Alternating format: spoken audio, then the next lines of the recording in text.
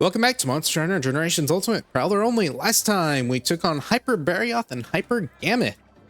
This time we'll be taking on a monster even deeper into the quest log. In fact, it's the second to last one on the list. Quest is called The End is Nigh and has us slaying a Fatalis, or repelling it, on Ingle Isle. Go ahead and take the quest, have our dragon weapon equipped, and we'll head on out. Alright, this is our first introduction to, I don't really know what it's specifically called. I'm just gonna say it's a variant, not like specifically the technical term of a variant, but it is a variant of Fatalis. This one is generally called Crimson Fatalis, though it's not called that in game specifically. You know, all of the Fatalis flavors, I guess, are just called Fatalis. So the base monster is for the most part the same, at the very least in this specific scenario, just that it's a lot more apocalyptic, I guess, in nature. So as you can see, we are not on Castle Shred anymore, at least the Gen 4 version. We are on Ingle Isle, our favorite map on the arena that is just red with hints of blue if you look in the right direction. So hot drinks if you're a hunter, obviously. Cold drinks, not hot drinks. Definitely don't want hot drinks here. Not that it does anything if you're in a hot environment. But the main thing about this monster is comets. That is like his main form of attack that he likes to spam. And if you fought Kieran, it's very similar in regards to that. There will be single strike hits from these comets that fall from the air, or meteors. I don't really know what the specific terminology is. And you just gotta watch out and get used to the patterns that they fall in. And once you get used to that, you're pretty much good. Now, he does have some AoE attacks like that for the most part, and he also shares, for the most part, most of Fatalis's moves, regular Fatalis at the very least. I think all of his physical attacks are the same, as you saw from the tail sweep there, and just in general, a lot of his physical attacks are the same. Some things like the slap are going to have blast clouds added to it, and the little, I don't remember if regular Fatalis does it, but he'll do a little drag forward with his face from either the left or right side that will cause an explosion with the dust clouds, and that is something you do have to watch out for. We'll cross that when we come to it, but that is enhanced somewhat. Other than that, it's a very interesting monster from, at the very least, what I used to view it as. I used to view it as more difficult than the other Fatalis in the game. However, I did a test hunt with him. It only took 23 minutes, and I didn't even lose an acorn on it. My opinion has very much changed, which I guess a lot of practice will just in general do that. So his gimmick is that when he enrages, his body becomes a lot softer, like incredibly soft. His tail is no longer a hard spot when he's enraged, and you can tell when he's enraged because he's quite literally glowing red. So usually, you know, you're always going for the body, the neck, and the face, and that doesn't change here. However, if you are trying to do your swipes or stuff near the tail, that is a safe option now, and you don't have to worry about bouncing because it's soft enough to where you won't. As long as you're in white sharpness. I'm not sure if blue sharpness still bounces there. I don't remember the thresholds for bouncing in G rank because it is different between the ranks. But, you know, with our current weapon that we're using, we don't have to worry about it too much. All right, there's that little blast cloud drag I was talking about before. That is very large. It's not, I'm not going to say like unfair. It's just very large. You can't stand it under him while he does it, so it's not safe in that regard. And there's another version of that attack that if you're used to that one, you will think, oh wait, that actually hit me when you encounter this monster. However, the other one just has a tighter hitbox that deals more damage. While this one doesn't deal as much damage, it's still a lot of damage, obviously. But it does go out further, so you're not safe and under him, and even off to the side a bit, you're still not safe. So try to stay away from it if you're not adepting it, and, you know, go far away. It's a fairly large tail, so if you're already at a distance, it should be safe for a Mega Boomerang or something like that. But if you are close to it, just, you know, focus on getting away from anywhere near where the dust clouds are. The comets, on the other hand, are actually very generous hitbox-wise, so they don't actually hit where the visible tail is. That visible tail is just kind of a general area of where it will hit. But even I've stood in like the center of where that visual tail is and not been hit by things. Like you'll end up dodging and just kind of whiffing a dodge and not being hit by anything, just because it's so generous with how it counts the hit there. So You don't have to worry too much about them. Obviously, you don't want to be hit by them either, so still respect them and just count yourself lucky if you don't get hit by it. But, you know, so this monster is one that once you learn him, he's not that really difficult. There's not anything he can pull out quickly. He's not completely overbearing and aggressive. Obviously, melee weapons will have a harder time just because he has such a large body and he'll throw out a lot of melee hitboxes here and there. But other than that, anything that he does will almost always be followed up by a head turn if you're behind him. So you're fairly safe for the most part to get mega boomerangs out. Like here, I could throw one out and I'm going to try to get a cache of it before I actually start throwing them out. And I will try to make a point to show which attacks you can actually mega boomerang off of and stuff like that, because there are a lot of them. For the most part, most of his attacks, you're fairly safe to get one off where it's not something like he can combo into something else. And there's not many that he really can. Again, he's not that overbearing. And used to, you know, I would look at this monster as something that I really just don't want to fight, but he's not that bad, honestly. Once I've gotten used to him and how he works, it's really just kind of a casual jaunt into the lava sea, where this monster that looks like it's the end of the world is not really that scary for what it is. Now, obviously, he's still dealing a lot of damage. We're two-shot by pretty much everything that has fire on it, and I'm going to say that's very much thanks to the armor, because it has very high fire resistance and high raw resistance. So anything and most everything that has to deal with fire, he can't combo too quickly. So as long as I have some sense of urgency to actually use Soothing Roll and heal back to full, he's not that threatening. Like, there's nothing as far as I've seen that has actually one-shot me, even without my defensive buffs. And when my defensive buffs are up, it's fine for the most part. Our cats aren't going to be up terribly often, but I have noticed I do get Go Fight Win out still quite a bit. It really just depends on if they're in the range of the comments or not. If they like Go Fight Win off in the corner, they're probably safe for the most part, unless he just randomly decides to target them. So don't count on them being up, but don't be surprised if they're up all the time either. Like, you can make a contingency if they are up, and if they're down, you know, no sweat off your back at the very least. There's that little walking forward flamethrower that can be turned into a walking backwards one. I believe, again, the walking backwards one goes a little bit of a shorter distance than the walking forwards one, but either way, they are a great chance to get a mega boomerang off if you dodge into the attack early. He's back to being enraged again. I'm going to try to look for an opening here. I'm going to try to bait something out here and see what he does. Okay, so I'm going to get a distance. This is just kind of the standard comet throw. Stay back this way, throw this out. You saw he had to do a head turn before he could attack me. Here's that little line of dragon. I don't really, not dragon, a blast. I don't really know what to call it, but you know what it is. It's a very, very easy to tell attack because it has such a unique animation, so you won't mistake it for anything else.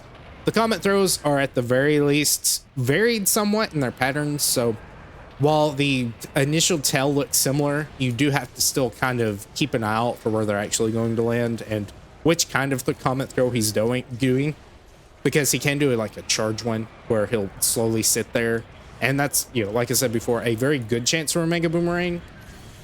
But, you know, it does throw out a lot more comets, and he can act a little bit more independently from it because he's sitting there the entire time he's charging it up, so it's more front-loaded than anything. Comes the flamethrower. This is the one that backs up, moves a shorter distance, but still has the same amount of time for us to get a mega boomerang off, which is great. You should be getting a lot of breaks here, especially if you are spamming boomerang, which you should be because you have the options for it. So getting the evil eye and stuff from it should not be hard at all. I don't remember if it's called an evil eye. It may be like called a blast eye or something like that, but I think the hunter weapons are pretty good for this guy. I know at the very least the insect glaive and the hammer are good. There may be some others, and they may just be a good general raw option. I think they can have purple sharpness if you use sharpness plus, and then some of them may actually have it naturally, but I think they have pretty good natural white sharpness anyways. For the cats, you know, not anything too special. We get actually, you know, fairly good pickings from the Fatalis trio. So the other one we'll fight has a weapon that is our best in class, and then the other one, which I've already covered, has a side grade, which, you know, I can't really complain about getting a side grade. Like, it's better than not getting anything at all. At the very least, hunters, you know, within reason, a lot of them are comparable, and especially with damage numbers being gone, you don't notice when a weapon is falling behind as much. Obviously, if you're playing the game a lot, you'll notice when something is taking longer than when using a different weapon, but even some of the earlier game monsters have usable options that aren't just like flat out, this is worse, this is not fun. I'd rather be dealing more damage with the other one. And, you know, since there is no weapon transmog or anything like that, you do have more of an incentive to switch to maybe these slightly lower powered weapons. Obviously, you're not going to be getting better times, or I'd say even like super comparable times if you're using a Great Macau weapon against like Atzalkala or something like that. But for what they are, and as I always say, if you're in a group of 4, it doesn't matter really that much. You know, the only time I guess it would matter is if you are always playing solo and you care about time so much that it just bothers you. But other than that, you should be fine for the most part, because they did a fairly decent job of balancing the in-game weapons at the very least. All right, I'm going to actually try to start looking for some Mega Boomerang openings here. Okay, looks like the flamethrower. I'm going to try to get off to the side. I'm very glad that didn't hit me, because I would not be surprised if I were hit by that, but I wasn't, which is good. I'm going to try to angle that upward into his face. Hits his neck more than anything, but we still get a flinch from it. I haven't ever seen him fall over. There may be specific, like, breaks you can get to knock him over, other than, you know, mounting, obviously.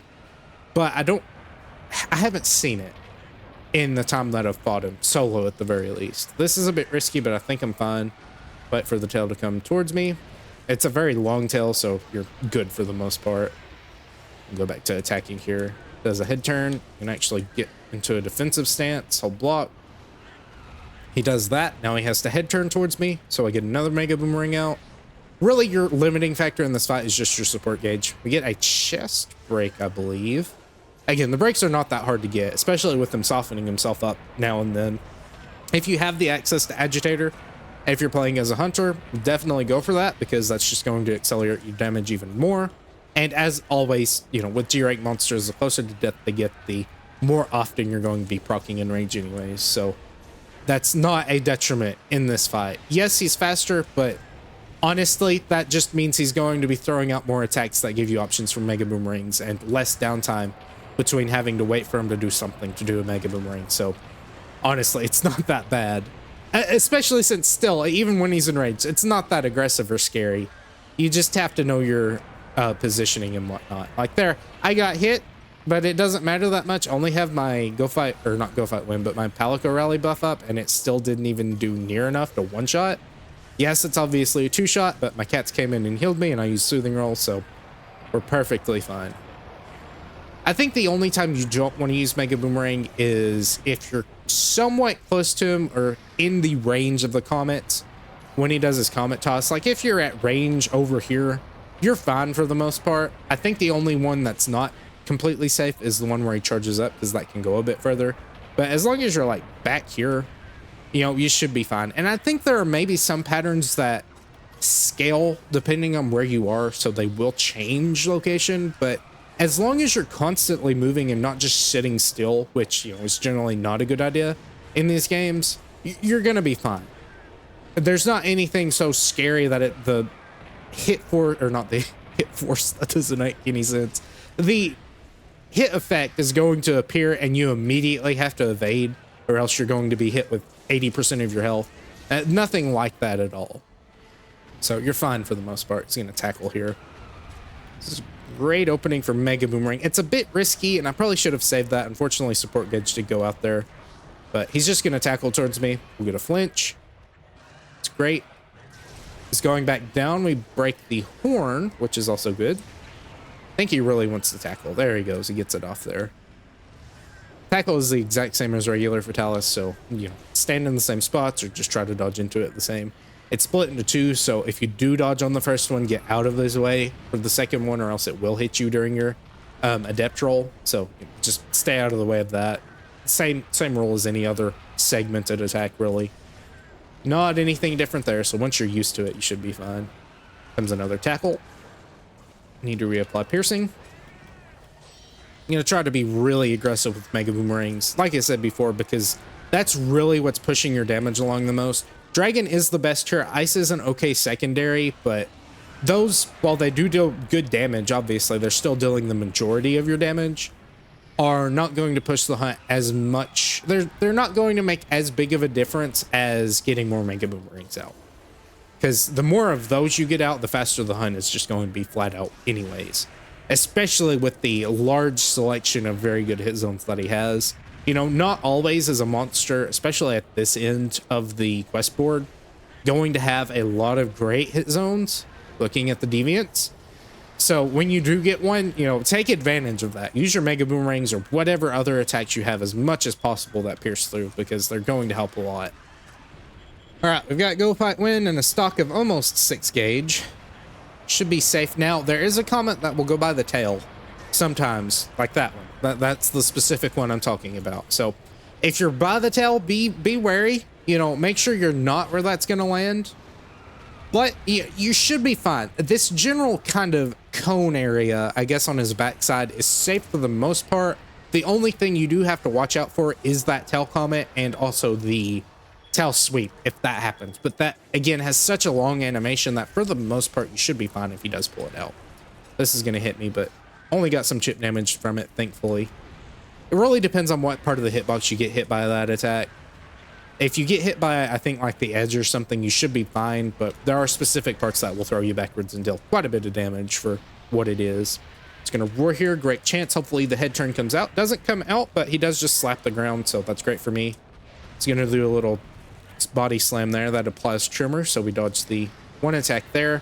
His regular fireballs, he can't really turn that much, and they don't explode on contact like the big one he did earlier does. So as long as you're off to the side, especially when he starts it, you're fine. Those aren't either scary really either. It is just kind of like him shooting a comet. They do about the same damage for what it is, so I wouldn't really worry about it too much. You know, just make sure you're not like standing at a distance. Distance is really where that's the most scary. But again, even at that point, it's so slow and he can't turn it once he starts it that you're safe, as you can see there. There's the second horn break, so I think we're at the very least guaranteed an eye here, which is good. Again, we don't have much use for it. I do believe it is required for making the Palico weapon, but, you know, it's not the best blast Palico weapon, really. I think it's an okay option for melee, but I still think there is maybe a better option for it on the melee side. However, I could be misremembering that as well. It may actually be pretty good, but for what it is, you know, I guess it's fine, especially if you don't want to like go out of the way for the weird ones, because there are some weird blast weapons that are your best, quote unquote, but they need like weird tickets and stuff. So if you're not interested in doing that, you don't have to. You know, you do have options, but if you're wanting the best in class, you're gonna go out of the way for it anyways. Given it a few minutes later, got 10 minutes left, so I'm still taking a bit longer, as per usual, than the test hunt. But again, that's fine. I'm not pressing him as aggressively as I would feel comfortable to, because the goal here, as always, is to get it done and to not, you know, try to find what little weak spots and stuff he has. It's more just consistency than anything. But I've gotten quite a few Mega Boomerangs off on him. Gotten quite a few flinches as well, even from my Palicos, which is nice. I think this is still safe. We'll see. I may get punished here. Okay, I get punished, but had enough defensive buffs on that I'm still alive because of it, so it's perfectly fine with me. It's probably... Okay, slap him in the face. Get the flinch. That's good for us, because I do want to get this off. I think it is better to actually go for Go Fight Win. That way I can, at the very least, conserve some gauge and punish him whenever I actually get the chance. Once I get back up to full HP. I think that's really the main contingent here is if you're at full HP, you know, you can go all out. And once you do get hit by something pretty hard, then you'll want to slow it down a bit. But staying close to him works perfectly fine. He's not unreactable. I'll say it like that. I think like the closest thing to being unreactable is the flamethrower kick up that can catch you off guard if you're close to his face. There we go. We take him down. But other than that, he's just, he's a very fair fight. The Fatalis are usually just kind of very clunky feeling, but this one I'd say for Prowler specifically, Prowler usually does help a lot in terms of making fights feel a little bit more fair because you're just so overpowered defensive wise that I still think he's more or less, and especially since there's no like phases of the fight where he goes into the air and you can't attack him at all and he just kind of shoots stuff at you. He can kind of do that. He can fly up into the air, but it won't last long for the most part. And usually at the end of that, you'll get a great chance for a Mega Boomerang that he can't really counter out of. So I personally really like it. I didn't used to, for sure, but it's grown on me in the time that I've had the game. Either way, I'll finish carving him up and I'll meet you back at base. All right, back to the hub. Let's go ahead and look at the weapon, because that is probably the only thing you would want to make at all.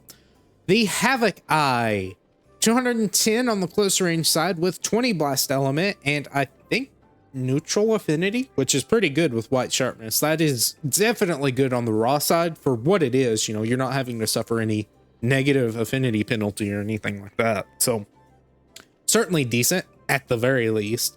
Again, you do need a Devil Eye, which is what it's called, and a horn, so you're still going for the face. Whether or not you want the damage from it, it's still useful for the parts if you do want to make it.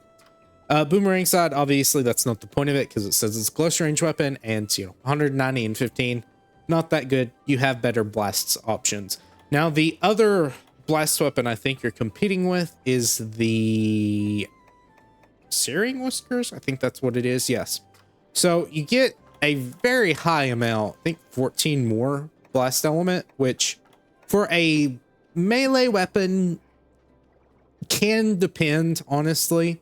If you're using regular melee, like with the actual weapon itself, you're going to have, I think, a slightly more difficult time applying element since you're not attacking as fast as you would with Beast. However, there are still blast and status, or status and element modifiers on weapons. So the faster weapons apply less than just, you know, your standard single strikes, if I can speak.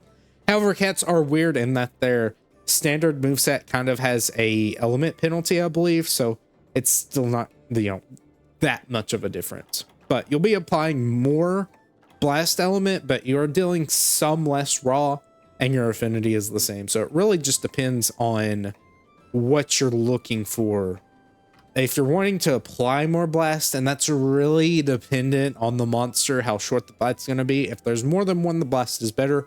But if it's just like a single monster or two monsters, you would rather go with a higher raw because that will benefit you more in the long term than the higher element. However, I do like the design of the Glavenus, or the Hellblade Glavenus, a lot better than the Crimson Fatalis one. It's not bad. Obviously, it still looks pretty gnarly, I guess, but it's just the same as the Fatalis, just red instead of white and black. So, you know, up to you if you want to make that. On the armor side, though, I believe it's actually the same as your best in class on your defense. So just different resistances. Fire resistance is at 6, which I believe is just the same as like your Dread King and stuff. So it actually has higher defense. However, as I've said before, when your defenses are only increasing very slightly, like 4 or 5, it's not going to matter that much. The big things are going to be what buffs are you getting, if you're getting any at all, and then your elemental resistances can play into it, but mainly the game is about not getting hit. So as long as you're consistently surviving stuff, that 4 extra defense isn't going to matter particularly. Now, obviously, there are some cases where, you know, resistances are different and different enough to where you're like in -16 range on a certain resistance and you will want to switch from it. Like here, this is not great for Dragon, but I know the Crimson Fatalis one is not going to be great for Dragon either. So it's not really going to be that much different in that regard, though I would say it's probably better on the Thunder resistance. It's at 0, which is, you know, better than what -3 or whatever it was. So that is an option for that. And it is slightly less on the Dragon resistance, but it's less on the Fire resistance as well. So, you know, it is how it is. It's not anything I think I'm going to make because I don't really see much of a value out of using the materials for that, but it is an option. Either way, hope you enjoyed. If you did, please consider leaving a comment below and maybe even consider subscribing. Until next time, bye.